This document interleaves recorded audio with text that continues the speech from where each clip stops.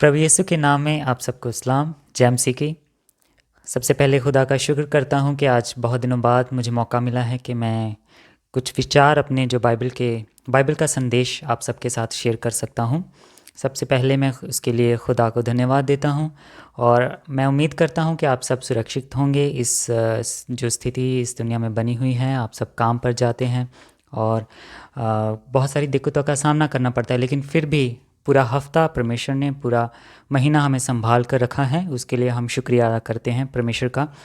और आज मैं आपके साथ बाइबल का एक संदेश शेयर करने जा रहा हूं और उसके लिए सबसे पहले शुरू करने से पहले हम दुआ करेंगे, दुआ के साथ शुरू करेंगे और हमारे पास्टर सेंटा हमारे लिए आज दुआ करेंगे। उसके बाद हम बाइबल के संदेश की ओर जाएंगे।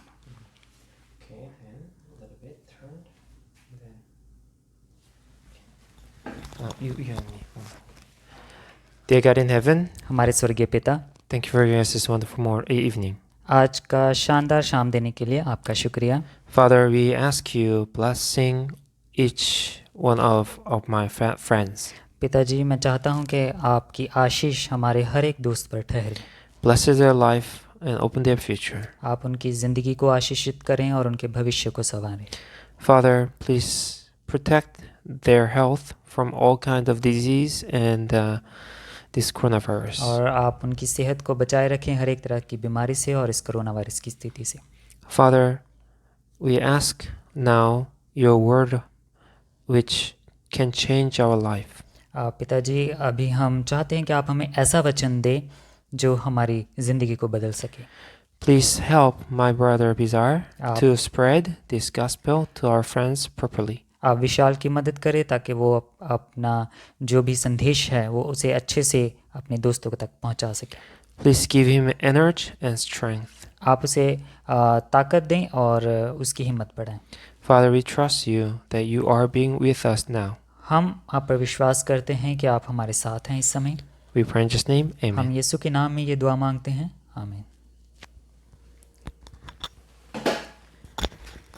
शुक्रिया पास्टर सेंटा दुआ के लिए।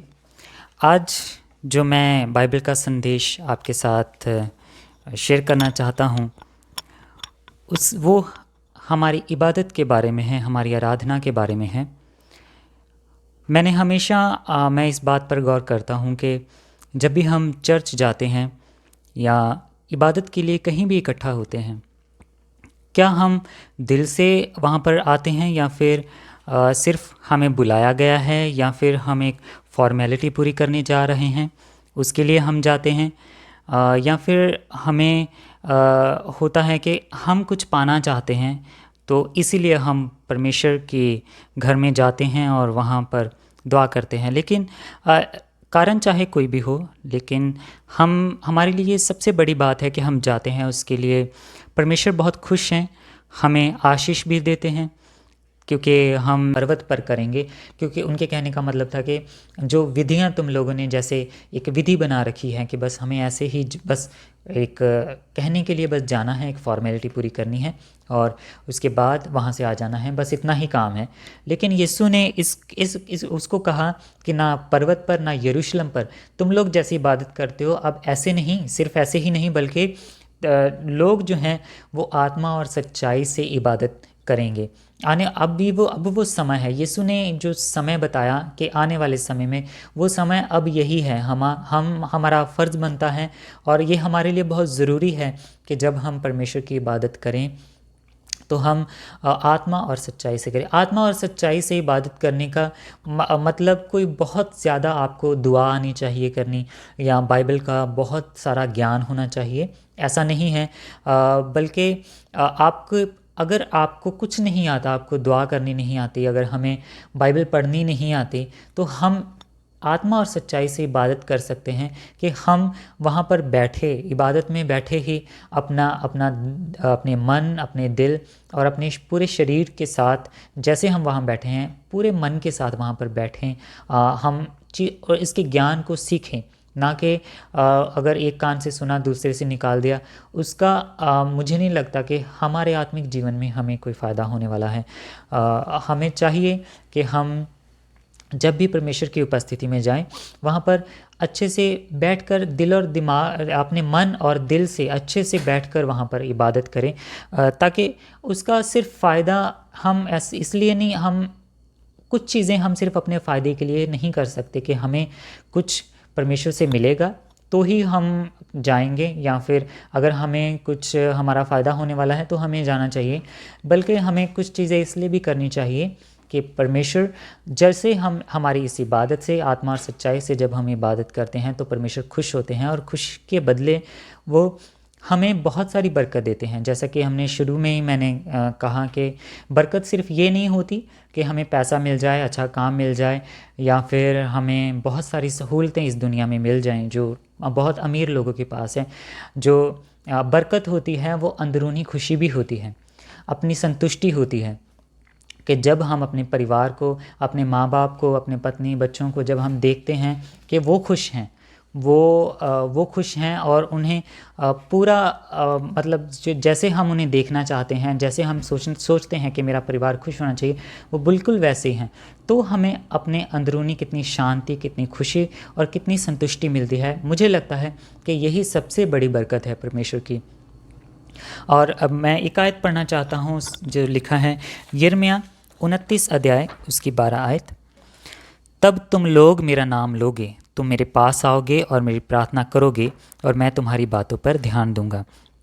यहाँ पर लिखा है कि जब हम आत्मा और सच्चाई से इबादत करते हैं तो परमेश्वर हमारी बातों पर ध्यान देते हैं, हमारी प्रार्थनाओं को सुनते हैं, हमारे जो हमारे अंदर की ख्वाहिशें हैं वो ज़रूर पूरी होती हैं। और सिर्फ इतना ही नहीं है, आत्मा और सच्चाई से अगर हम इबादत करते हैं, सिर्फ इतना ही नहीं कि जो हम प्रार्थना करते हैं वो पूरी हो जाती है, बल्कि हमारा जो विश्वास है उसका भी विकास होता है। जैसे जैसे हम अपने मन से, अपने दिल से इबादत करते हैं, परमेश्वर को मानते हैं, उसकी बातों पर ध्यान देते हैं, बाइबल के ज्ञान पर ध्यान देते हैं, और सिर्फ बाइबल के ज्ञान को सुनते ही नहीं बल्कि उसको सुन के उसको मानते भी हैं और उसके द्वारा चलते भी हैं। बाइबल का ज्ञान सुनना ही, जब हम देखते हैं कि इंडिया में बहुत सारे लोग, हमारे बहुत सारे सत्संग होते हैं, लोग जाते हैं, लोग को अक्सर बोलते हुए सुना जाता है कि हम सत्संग देखने जा रहे हैं या सुनने जा रहे हैं, लेकिन बहुत कम लोगों को ऐसा हमें सुनने को मिलता है कि हम सत्संग करने जा रहे हैं। जो सत्संग होता है या इबादत होती है, बंदगी होती है, पूजा पाठ होता है, वो अगर हम सिर्फ बैठकर सुनते रहते हैं उसका हमें कोई फ़ायदा नहीं होने वाला। सिर्फ इतना है कि हम सिर्फ सुन लेते हैं। सत्संग सुनना और सत्संग करने में बहुत ज़्यादा फ़र्क होता है। तो परमेश्वर चाहते हैं कि हम सिर्फ सुनने वाले नहीं बल्कि करने वाले बने। वैसे ही बाइबल का ज्ञान भी है। परमेश्वर ये नहीं चाहते कि हम आकर बस सुन के चले जाएं, वो चाहते हैं कि हम अच्छे से सुने, उसे समझें, उस पर ध्यान दें, उसे मानें और उसके द्वारा चलें भी। जैसा हमें करने के लिए कहा गया है वैसा ही हम करें। और ये सब चीज़ें करने से हमें सिर्फ जो दुनियावी बरकत नहीं मिलती, हमें हमारा जो विश्वास है, यीशु पर है जो विश्वास, वो और भी बढ़ता है और हमें उसमें तरक्की मिलती है कि जब भी हम कभी ज़िंदगी में डोल जाएं, क्योंकि विश्वास में तरक्की बहुत ज़रूरी है। जब भी हम अपनी ज़िंदगी में कभी डोलते हैं तो हाँ, कोई काम नहीं आता, ना पैसा काम आता है ना कुछ, बल्कि हमारे काम आता है जो विश्वास हमने बना के रखा हुआ है यीशु पर। उस टाइम पर वही विश्वास आपके काम आएगा, आपकी ढाल बनेगा कि आप कभी भी ज़िंदगी में टूटेंगे नहीं। ऐसा ही एक कहानी बाइबल में भी बताई गई है। जब एक राजा था, उसने यीशु को मानने वाले, परमेश्वर को मानने वाले लोगों को कहा, उनको पता था कि जो परमेश्वर को मानने वाले लोग हैं वो किसी और चीज़ों में नहीं पड़ते, वो किसी और परमेश्वर की या देवी देवता की इबादत नहीं करते हैं, वो मूर्तियों के सामने या फिर राजा के सामने नहीं झुकेंगे। तो इसीलिए उसने क्या किया, लिखा है, मैं आपको पढ़ के बताता हूँ। दानियल उसका 3 अध्याय उसकी 16 से 18 आयत। शद्रक, मेशक और अबेदनगो ने उत्तर देते हुए राजा से कहा, हे नबूकदनेस्सर, हमें तुझसे इन बातों की व्याख्या करने की आवश्यकता नहीं है। यदि हमारा परमेश्वर जिसकी हम उपासना करते हैं उसका अस्तित्व है तो वह इस जलती हुई भट्टी से हमें बचा लेने में सामर्थ है।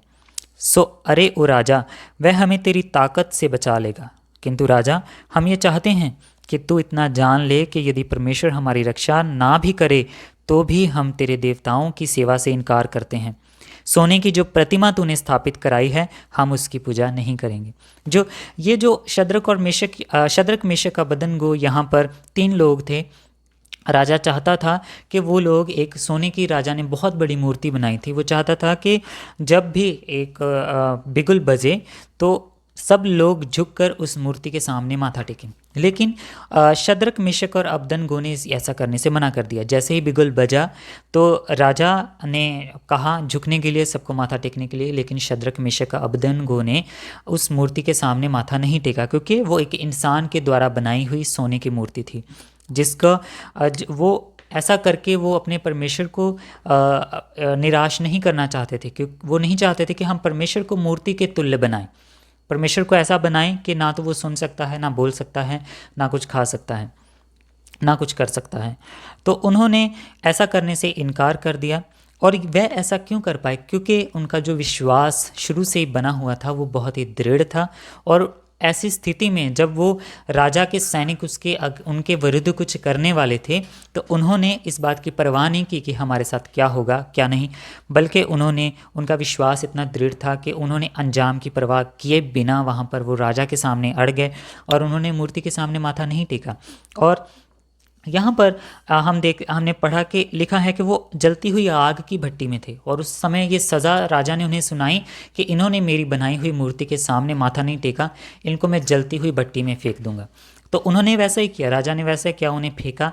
लेकिन यहाँ पर ख़ास गौर करने वाली बात यह है कि शद्रक मेशक अबेदनगो ने वहाँ पर एक बहुत अच्छी चीज़ कही कि अगर हमारा परमेश्वर हमें नहीं भी बचाता, पहले तो उन्होंने कहा कि हमारा परमेश्वर हमें बचाने की ताकत रखता है, तुम किसी भी जलती हुई भट्टी में हमें झोंक दो, लेकिन हमारा परमेश्वर हमें बचाएगा। लेकिन उन्होंने कहा कि अगर परमेश्वर की ऐसी इच्छा है, वो हमें नहीं बचाना चाहते, फिर भी हम तुम्हारी मूर्ति के सामने माथा टेकने से मना करते हैं। हम जिस देवता की पूजा तुम हमें करने के लिए कह रहे हो, हम उससे इनकार करते हैं। तो ऐसी जो सोने की जो प्रतिमा उन्होंने कहा, जो सोने की जो प्रतिमा है, जो मूर्ति है, वो तुमने स्थापित की है, चाहे आज कुछ भी हो जाए हम उसकी पूजा नहीं करेंगे। तो ये जो इतना दृढ़ विश्वास आया, ये सिर्फ ऐसे ही नहीं आया, बल्कि उन्होंने बहुत इसके लिए इबादत की है, परमेश्वर से दुआएं की हैं।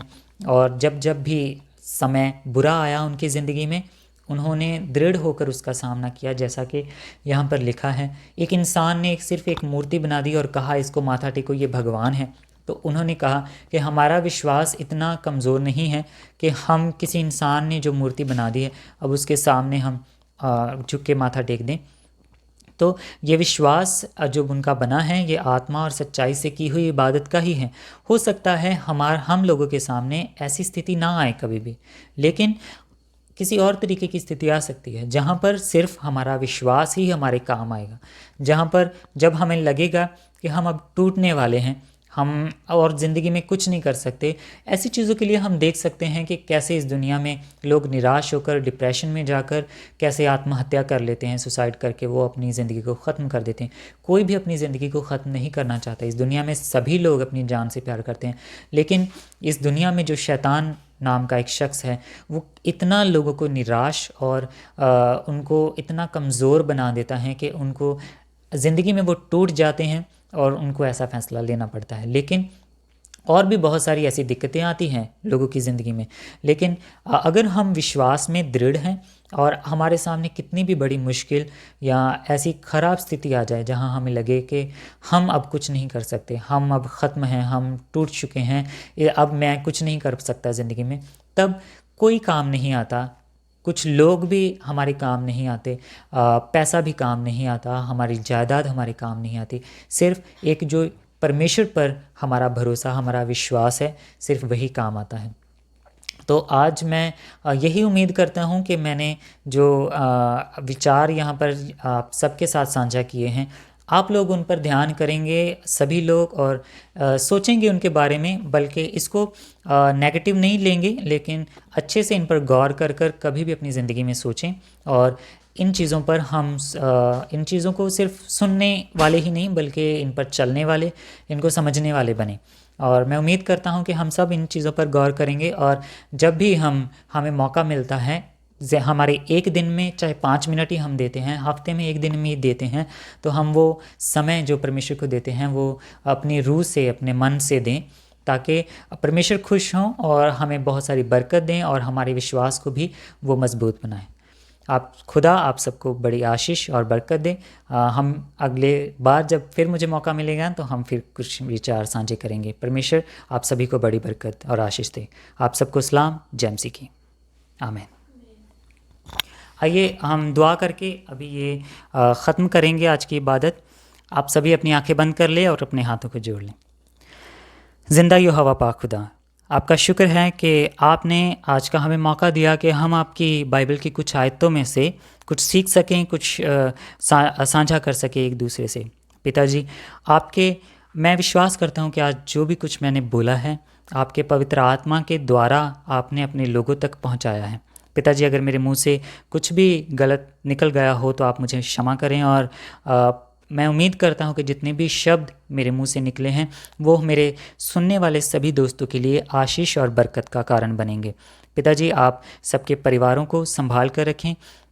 जितने भी लोग, जितने भी इंडियंस यहाँ कोरिया में हैं, आप सबको बरकत दें, और जितने भी हमारे परिवार हैं हमारे इंडिया में बने हुए हैं, हमारे लिए दुआएं कर रहे हैं, आप उन्हें भी बड़ी बरकत दें। और सबसे बड़ी बात कि आप हमारे परिवारों को खुशी दें जो वो चाहते हैं, आप उन्हें खुश रखें, और हम भी जिस काम के लिए यहाँ पर रह रहे हैं कोरिया में, आप हमें उसमें सफलता प्रदान करें और हम सबको बड़ी बरकत और आशीष दें। और सिर्फ बरकत और आशीष नहीं, बल्कि हम आप में हमेशा हमेशा के लिए बने रहें। आप पर जो हमारा विश्वास है वो कभी ना डगमगाए, और जो वचन हम सुनते हैं, सीखते हैं, उसको सुनने वाले ही नहीं बल्कि उसको मानने वाले और उसके द्वारा चलने वाले बन जाएं। हमें आशीष और बरकत दे बहुत सारी, और आने वाले समय हम सबके लिए भले हों, और जितना भी बुरा समय आएगा हमारी ज़िंदगी में, कभी भी हम विश्वास करते हैं कि आप हमेशा हमारे साथ खड़े रहेंगे। आपका वचन, आपका विश्वास, जो हमारा जो विश्वास है आप पर, वो हमारे साथ रहेगा। हम दृढ़ होकर हर एक स्थिति का सामना करेंगे। बरकत दें और भी हम आपके वचन से सीख सकें। हमें आपके वचन में से सीखने के लिए भूख और प्यास दें, ताकि हमें हमारी भूख और हमारी प्यास इस वचन को लेकर, बाइबल को लेकर कभी ख़त्म ना हो, ताकि हम और भी इन चीज़ों के बारे में सीख सकें। आप बरकत दें, मुझे भी बरकत दें, और पास्टर सेंटा को भी बरकत दें, जिन्होंने इस पूरे स्थिति को बनाया है ताकि हमारे दोस्तों तक ये वचन पहुंच सके। भले ही स्थिति कैसी भी बनी हुई है इस दुनिया में, कोरोना वायरस फैला हुआ है, लेकिन फिर भी आपने हमें मौका दिया है कि हम किसी ना किसी टेक्निक के ज़रिए हम अपने आपके लोगों तक पहुंच सकते हैं। हमें आने वाले समय हम सबके लिए अच्छे हों और हम सबको बरकत दें। हम सबको अपने स्वर्ग राज्य के लिए तैयार करें। यीशु मसीह के ज़िंदा नाम में मांगते हैं, आमीन।